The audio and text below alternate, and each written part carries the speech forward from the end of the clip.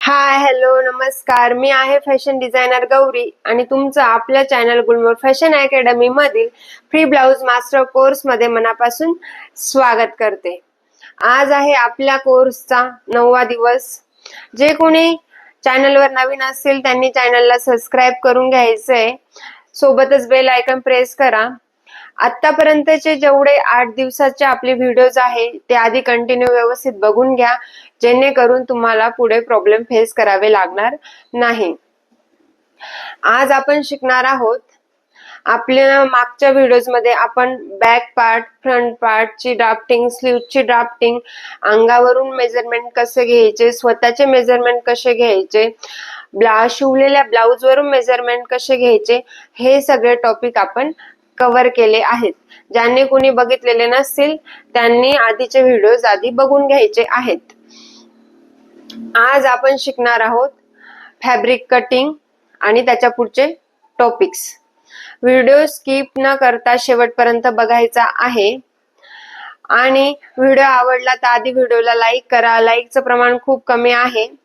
आधी तुम्ही व्हिडिओला लाईक करत जा, जेणेकरून मलाही वाटेल की माझ्याकडनं शिकणारे खूप उत्साही आहे, आनंदी आहे आणि त्यांना माझं शिकवणं समजतंय. मलाही थोडंसं मोटिवेट होऊन मीही तुम्हाला जास्तीत जास्त नॉलेज देण्याचा प्रयत्न करेल. म्हणून छान छान कमेंट्स करत जा. व्हिडिओ आवडल्यावर एक लाईक करत जा आणि मेन म्हणजे व्हिडिओ शेवटपर्यंत नक्की बघा. चला तर मग आजचा आपला जो टॉपिक आहे तो खूप इंटरेस्टिंग होणार आहे. आपल्या व्हिडिओला सुरुवात करूया.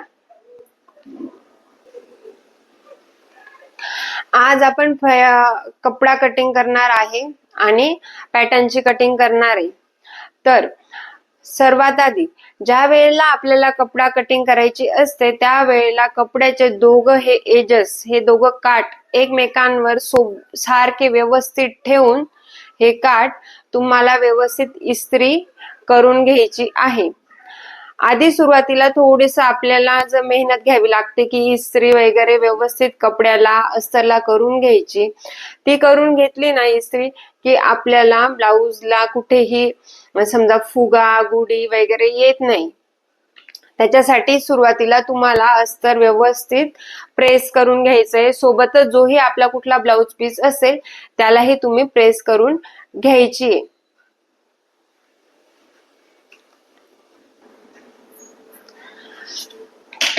हा आहे आपला बॅक पार्ट. बॅक पार्टची आपण आधी कटिंग करणार आहे. लक्षात ठेवायचं की फॅब्रिक कटिंग साठी जी आपण कैची यूज करतो ती कैची पेपर कटिंग साठी यूज करायची नाही, जेणेकरून फॅब्रिक कटिंगची कैची पेपर कटिंगला यूज केल्यावर कैची ही बोथट होते. ही आहे आपली फोल्ड बाजू. तिथून बरोबर पेपर एक्स्ट्रा घ्यायचा नाही. जी आपली लाईन आहे त्या लाईन वरच तुम्हाला कट करायचं आहे.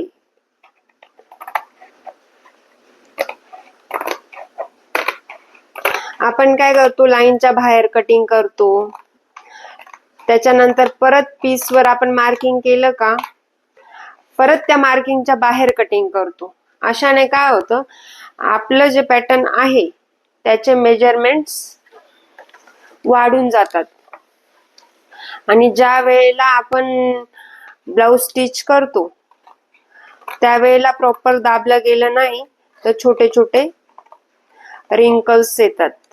म्हणून एक्स्ट्रा न ठेवता जसा शेप आहे त्या शेपवरच तुम्हाला कटिंग करायचं आहे. आपला बॅक पार्ट.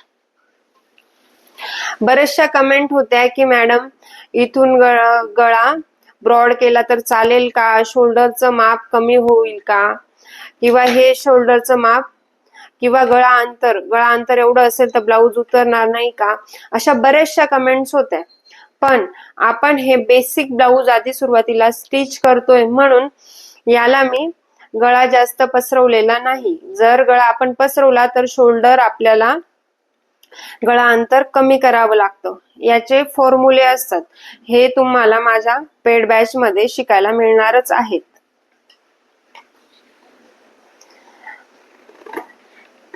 आता मी गळा कट करून घेते. तुम्ही फक्त ज्याप्रमाणे मी ब्लाऊज तुम्हाला शिकवते त्याप्रमाणे तुम्ही एक ब्लाऊज स्टिच करून वेअर करून बघा. तुम्हाला सगळे तुमचे डाउट्स क्लिअर होतील. आय थिंक एक कुठल्या तरी ताई आहेत, त्यांनी आपले बाकीचे सगळे व्हिडिओज बघून ब्लाऊज स्टिच पण करून घालून पण बघितलाय. कमेंट बघितली मी त्यांची, की त्यांनी कमेंट केली, मॅडम मी आधीचे 4 व्हिडिओज बघून पॅटर्न कट करून ब्लाऊज स्टिच करून बघितला आहे आणि खूप सुंदर बसला असं.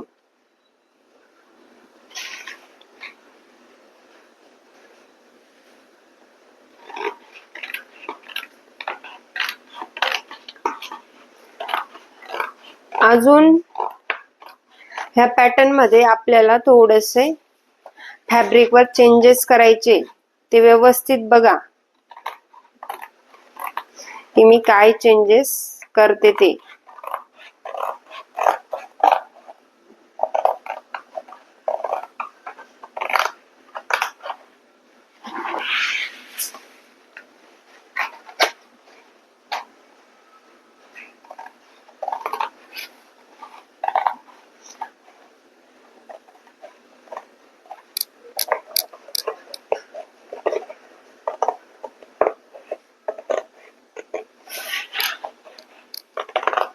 ज्याप्रमाणे मी कट करते तसंच तुम्हाला पॅटर्न व्यवस्थित कट करून घ्यायचे.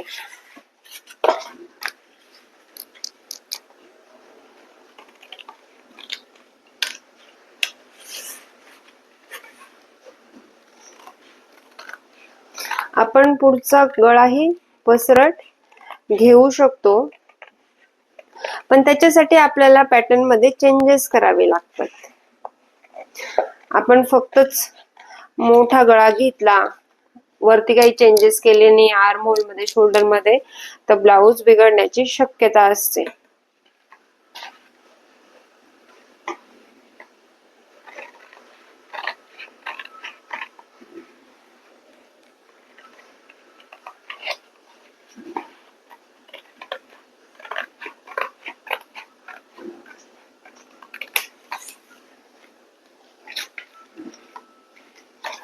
आता इथे आपण टक्स घेतोय. टक्सचं मेजरमेंट हे इथून मायनस होईल. मग ज्या वेळेला आपण पीसवर कटिंग करू तेव्हा आपल्याला इथे 1 इंच मेजरमेंट, जे आपलं हे 1 इंच दाबण्यात जाणार आहे, ते 1 इंच इथे एक्स्ट्रा वाढवून घ्यायचे.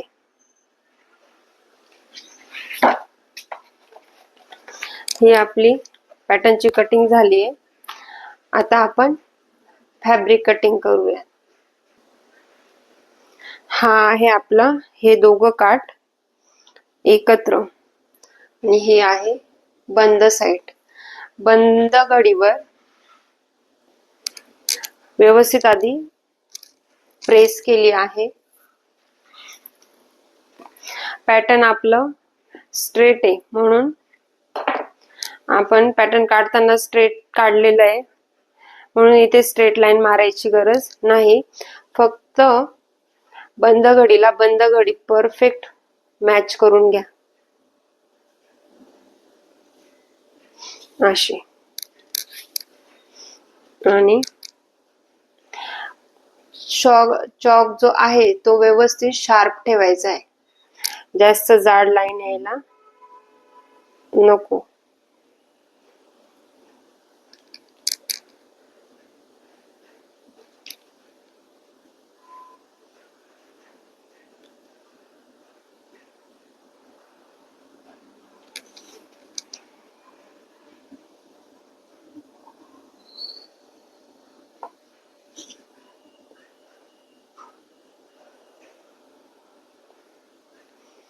ही झाली बॅक साइड. बॅक साइड बंद घडीवर ठेवायची.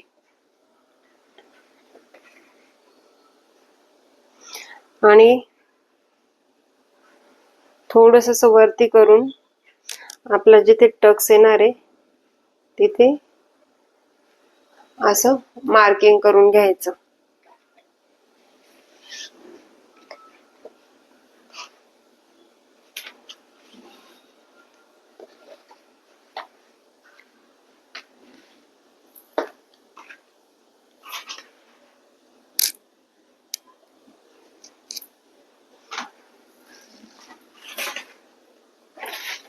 आपल्या स्लीवचं कटिंग करायचं राहिलंय, ते कटिंग करून दाखवते.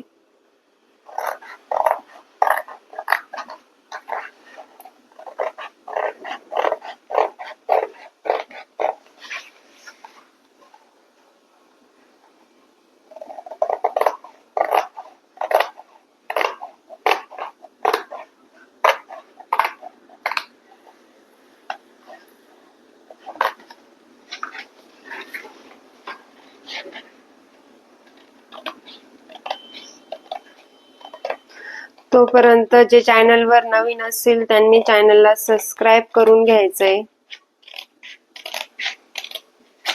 व्हिडिओला एक लाईक करून द्या. हा झाला पाठीमागचा आर्म होल. पुढचा आर्म होल कट करण्यासाठी स्लीव्ह अशी ओपन करून घ्यायची आणि पुढचा आर्म होलची कटिंग करून घ्यायची.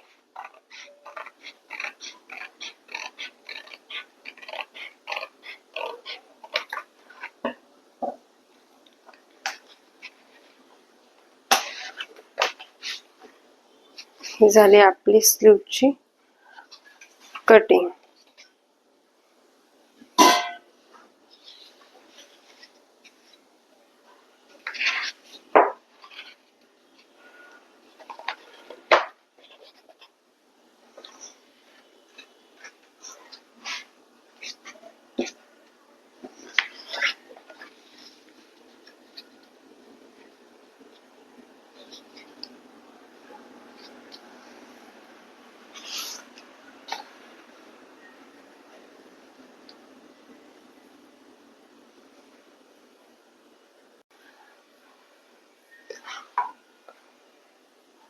असं मी पूर्ण पॅटर्न पीसवर ऍडजस्ट करून घेतलं. इथे बॅक, स्लीव्स, इथे फ्रंट पार्ट,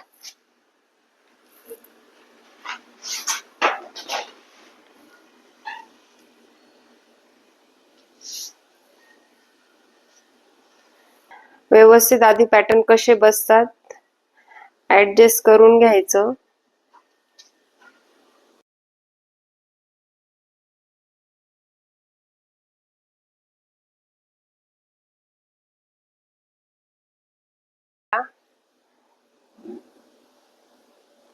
इथे हुक पट्टी, बटन पट्टीसाठी आपल्याला 1/2 इंच एक्स्ट्रा ठेवायचंय. आणि बरेचसे मला प्रश्न विचारले गेले की छातीमध्ये अर्धा इंच का मिळवलं, तर तो अर्धा इंच आपण इथे जो टक्स देणार आहे त्या टक्स साठी अर्धा इंच एक्स्ट्रा ठेवलेला आहे.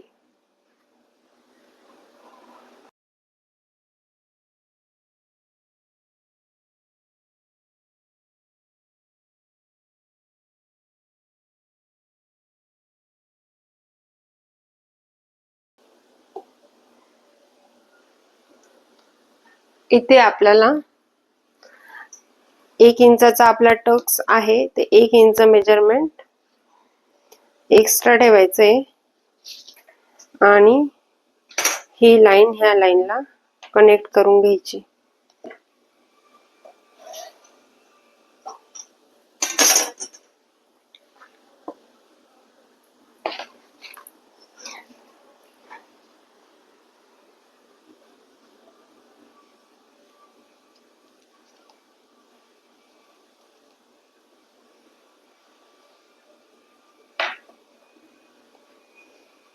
अस्तर जॉईन करण्यासाठी इथे खाली मार्जिन सोडलं आहे. इथे पण हे एक्स्ट्रा आपल्याला कट करता येतं, थोडस एक्स्ट्रा राहू देते. असं तुम्हाला सगळं कटिंग करून घ्यायचंय.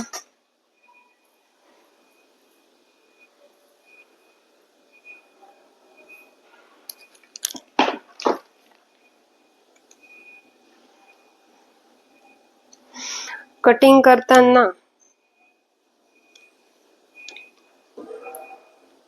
आता समजा हा सिंगल पीस आहे, आपण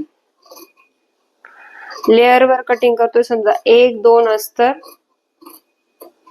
एकावर एक ठेवून कटिंग करतोय त्यावेळेला काय करायचं, कैची पूर्ण अशी आतमध्ये न टाकता कैचीच्या पॉइंटने कटिंग करायचं. जर कैची आपण पूर्ण आतमध्ये टाकली तर पीस वरती येतो आणि ते सरकू शकतात, म्हणून कैचीच्या पॉइंटने कटिंग करायचं.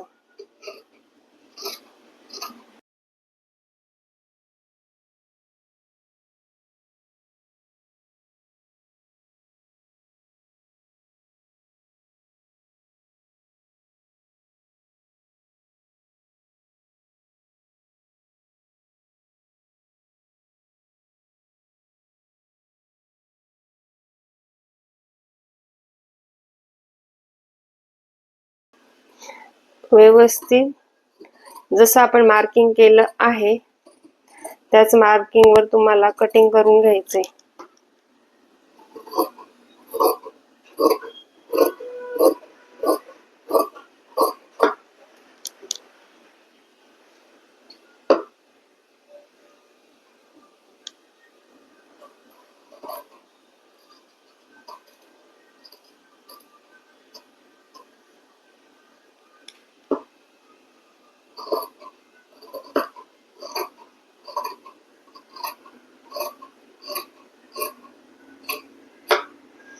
जिथे आपला सेंटरचा टक्सचा पॉइंट होता इथे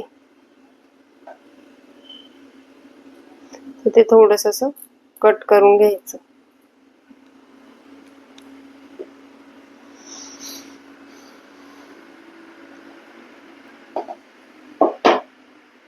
स्लीव्स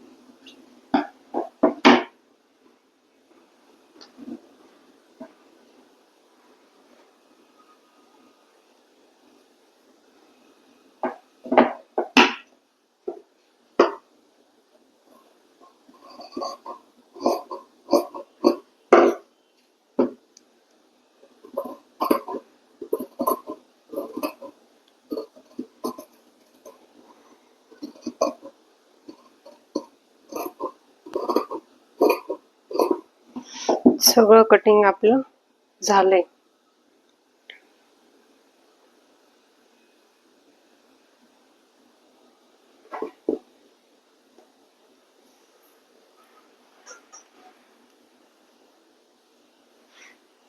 हे बटन पट्टी हुक पट्टीसाठी फॅब्रिक लागेल.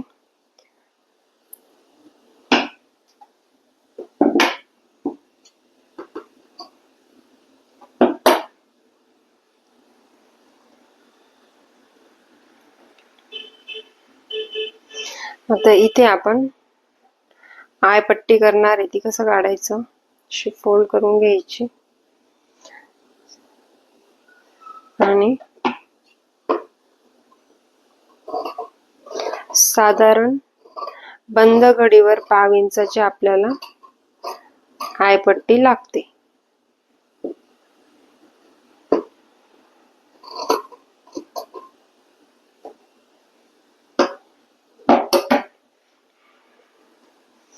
आणि बंद घडीवर 1 इंच किंवा 1 इंचाला थोडी एक्स्ट्रा ठेवली तरी चालेल. ही आपली हुक पट्टी.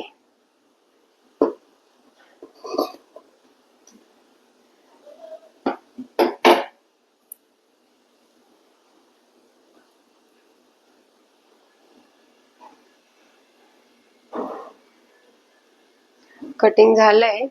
सेम असंच कटिंग तुम्हाला जे मेन आपलं ब्लाउज पीस आहे त्याच्यावर करून घ्यायचंय.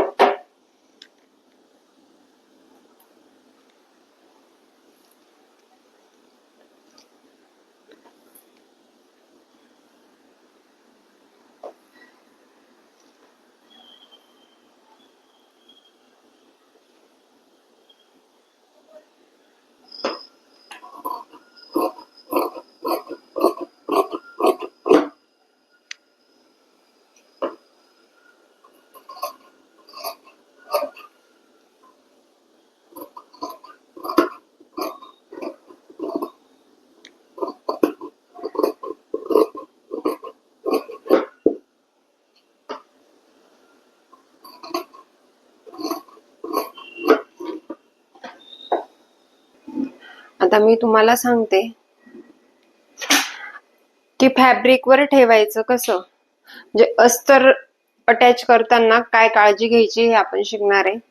बऱ्याच वेळेला काय होतं, जे नवीन शिकणारे असतात ना त्यांच्याकडनं एकाच साईडचं कटोरी म्हणा किंवा अस्तर एकाच साईडला लावलं जातं, म्हणून काय करायचं असं समोरासमोर ठेवायचं.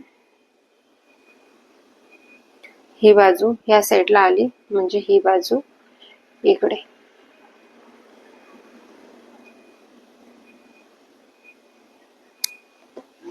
असं समोरासमोर ठेवून घ्यायचं जेणेकरून एका साईडचं होत नाही. हे याच्या खाली, हे याच्या खाली.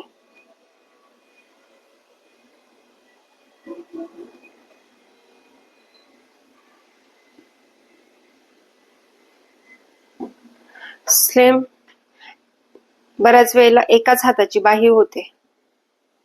एकाच हाताची बाही होऊ नये म्हणून ही बाही असं ठेवायचं. ह्या साईडला आणि हे याच्या खाली असं, म्हणजे समोर ठेवायचं असं, म्हणजे एकाच हाताची बाही होणार नाही. बॅक तर तुम्हाला माहिती आहे. सेम सगळ्यांनी अस्तर जॉईन करून ठेवायचंय. मीही जॉईन करून ठेवेल. उद्याच्या व्हिडिओ मध्ये आपण स्टिचिंग बघणार आहोत. कसा वाटला आजचा व्हिडिओ कमेंट करून नक्की सांगा. चॅनलवर नवीन असाल तर चॅनलला सबस्क्राईब करून घ्या. व्हिडिओ आवडला असेल तर एक लाईक करा. भेटूया नेक्स्ट व्हिडिओ मध्ये नेक्स्ट टॉपिक सोबत. तोपर्यंत शिवत राहा, शिकत राहा आणि यशाच्या दिशेने वाटचाल करत राहा. Bye bye.